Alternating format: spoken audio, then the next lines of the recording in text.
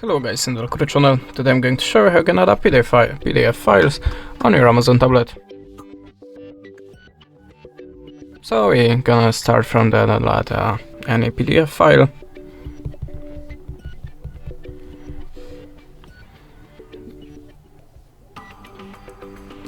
And now if you want to download the PDF file, just use the button on your site or just download it from the mail. And how you can see here we have a few options to open it, like a PDF reader, file browser, etc. So I'm gonna choose the PDF reader, and now decide that you want always use the application or just once.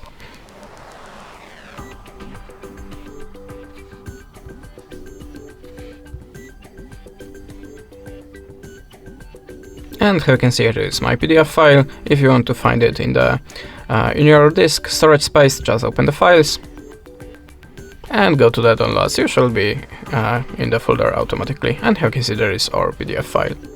And that's it. Thanks for watching, leave us a subscribe, a comment, and goodbye.